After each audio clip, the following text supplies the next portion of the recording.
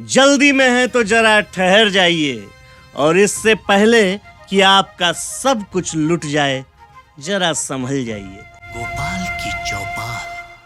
आप सोचते होंगे कि मैं ऐसा क्यों बोल रहा हूं, तो आज मैं आपको उन भूमाफियाओं से रूबरू कराने जा रहा हूं जो इस देश में बड़े से बड़े चोर और डकैत से भी 4 कदम आगे बढ़कर हैं। इनकी गिद्ध दृष्टि हर पल आपकी संपत्ति पर गड़ी हुई है। आप गहरे नींद में सोते रहेंगे और ये भूमाफिया कब आपके बिस्तर के नीचे से आपकी जमीन को खींच कर ले जाएंगे आपको पता भी नहीं चलेगा। और जब आपकी नींद खुलेगी तो आप आसमान और जमीन के बीच में लटके पाए जाएंगे। साथियों, यकीन मानिए, इन भूमाफियाओं का काला गोरख धंधा हमारे देश में लाखों हजारों करोड़ से भी आगे निकल चुका है और जहां तक आपकी सोच पहुंच रही है उससे आगे तक इनकी पहुंच है। और इन दिनों हमारा सरगुजा इन भूमाफियाओं के भय से थर थर कांप रहा है।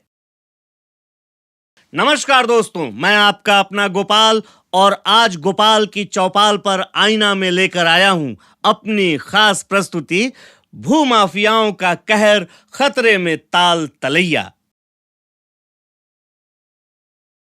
साथियों, इन भूमाफियाओं के काले करतूत को एक एपिसोड के अंदर बता पाना बहुत मुश्किल कार्य है, क्योंकि इनका ताकत सुप्रीम कोर्ट से भी आगे बढ़ चुका है। ये सुप्रीम कोर्ट के फैसले को भी मानने को तैयार नहीं होते। कुछ इसी तरह की घटना इन दिनों लगातार सरगुजा जिले के हमारे अंबिकापुर में घट रही है। और सबसे बड़ी बात यह है कि क्या शासन, क्या प्रशासन और क्या यहाँ के सफेदपोश नेता, सभी की मौन सहमति इस काले कार्य में देखने को मिल रही है। साथियों, आज मैं बात करने आया हूं अंबिकापुर प्रतीक्षा बस स्टैंड के सामने स्थापित सदियों से उस तालाब की जिसने वर्षों तक लोगों के प्यास को बुझाया। सैकड़ों एकड़ भूमि को सिंचित करने का एकमात्र साधन हुआ करता था। ना जाने कब भूमाफियाओं की गिद्ध दृष्टि इस तालाब पर पड़ गई और ये तालाब देखते ही देखते निस्तारी का छोटा नाला बन गया। दरअसल साथियों, 1964 में रिंग बांध का निर्माण सिंचाई विभाग के द्वारा कराया गया था और ये बांध सैकड़ों एकड़ जमीन को सिंचित करने का एकमात्र साधन हुआ करता था। इसके पश्चात साथियों, मेरे याददाश्त में 1998 में इस तालाब पर छठ घाट का निर्माण कराया गया था। उस समय की तत्कालीन नगर पालिका की अध्यक्ष श्रीमती कमला त्रिपाठी के कर कमलों से यहां पर भूमि पूजन का आयोजन किया गया था। स्क्रीन पे आपको इसका फोटो दिख रहा होगा। तो वर्षों तक लोगों की प्यास बुझाने वाला ये तालाब, वर्षों तक छठ घाट के रूप में लोगों के श्रद्धा का केंद्र बना ये तालाब कब निस्तार के लिए छोटा नाला बन गया ये पता ही नहीं चला। सूत्रों के हवाले से यह भी पता चला है कि इस तालाब के अस्तित्व को बताने वाला रिकॉर्ड हमारे अंबिकापुर के कलेक्ट्रेट के रिकॉर्ड रूम से गायब हो गया है। ये जांच का विषय है, ऐसा कैसे हो सकता है। खैर, सुप्रीम कोर्ट का स्पष्ट दिशा निर्देश है कि कोई भी ताल तलैया, चाहे वो किसी के निजी स्वामित्व के भूमि पर हो या शासकीय भूमि पर हो, उसका संरक्षण करना सरकार की जिम्मेदारी है। उस पे किसी तरह का भराव नहीं किया जा सकता, उसके अस्तित्व को समाप्त नहीं किया जा सकता। उसका सौंदर्यीकरण करके उसका गहरीकरण करना किसी भी सरकार की जिम्मेदारी है। लेकिन आज से 2 दिन पूर्व प्रतीक्षा बस स्टैंड के सामने तालाब को रातों रात पाट दिया गया। लगभग 50 से 60 करोड़ रुपए के मूल्य की इस जमीन पे भूमाफियाओं का गिद्ध दृष्टि पड़ा और रिकॉर्ड रूम से इस जमीन का पिछला सारा रिकॉर्ड गायब हो गया। शहरवासियों को यह पता ही नहीं चला कि कब यह जमीन किसी अजाक इराकी के नाम से चढ़ा दी गई। और हद तो तब हो गई जब 24 घंटे चहल पहल वाले क्षेत्र में इस आजाद इराकी ने उस बांध को मिट्टी डाल के पाट दिया। और यकीन मानिए, कुछ दिन के हो हल्ले के बाद उस पाटे हुए जगह पे प्लाटिंग कर दिया जाएगा।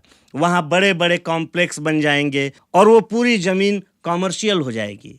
जबकि हकीकत ये है कि ये जमीन बांध की जमीन थी और प्रशासनिक और राजनीतिक संरक्षण की वजह से आज़ाद इराकी के नाम से चढ़ गई, जिसका जांच किया जाना चाहिए।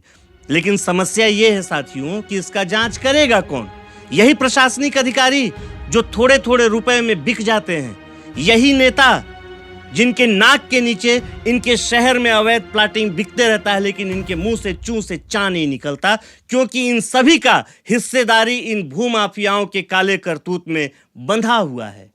मैं खुल के इस बात को कह रहा हूं कि आज से 15 से 20 दिनों के बाद ये सारा मामला ठंडे बस्ते में चला जाएगा।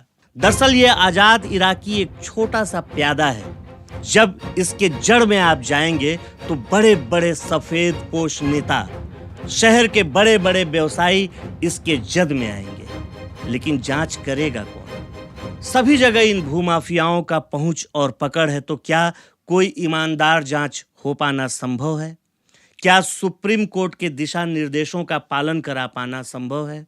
आज इन भूमाफियाओं की पहुंच प्रशासनिक अधिकारियों से लेकर सफेद पोश नेताओं तक इस कदर पहुंच गई है कि जमीन के मामले में बड़े से बड़े अपराध को करने में ये भूमाफिया 1 मिनट के लिए भी कुछ नहीं सोचते। इन्हें मालूम है कि कोई इनका कुछ नहीं बिगाड़ पाएगा।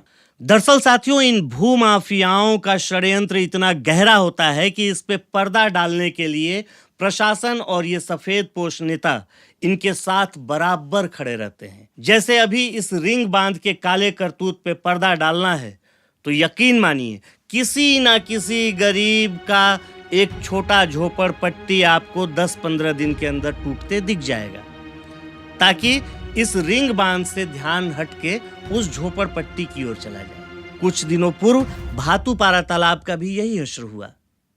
आज सब कुछ शांत है और इसी तरह से लगभग सभी तालाब अपने अपने अस्तित्व की लड़ाई लड़ रहे हैं। लेकिन दुर्भाग्य से इस लड़ाई में उन तालाबों के साथ हम खड़े नहीं हैं। हमारी आने वाली पीढ़ियां हमसे पूछेंगी कि इस अंबिकापुर में कभी मौलवी बांध हुआ करता था, कभी भातुपारा तालाब हुआ करता था, कभी बौरीपारा बांध हुआ करता था, और कभी प्रतीक्षा बस स्टैंड के सामने भी एक बांध हुआ करता था। ये कहाँ गया? आप कुछ नहीं बता पाएंगे। और आज तो बात इस तालाब की हो रही है, लेकिन बहुत से ऐसे भी लोग हैं जो इन भूमाफियाओं का षड्यंत्र का शिकार होकर अपना सब कुछ गंवा चुके हैं। जाग जाइए, यदि आज नहीं जगे तो आपका सब कुछ बर्बाद हो जाएगा। ये भूमाफिया आपको लूट लेंगे। आज इस बांध को भर रहे हैं, कल आपकी जमीन को भी लूट लेंगे और आपके लिए बोलने वाला कोई नहीं होगा। दरअसल भूमाफियाओं के ऊपर मैं अगर एपिसोड बनाऊं तो एक एपिसोड में ये आ पाना संभव नहीं है। इसलिए आज मैंने आप सभी से इस बांध के विषय में बात किया। मैं फिर आऊंगा इन भूमाफियाओं के नए कारनामे को लेकर के। तब तक के लिए मेरा नमस्कार।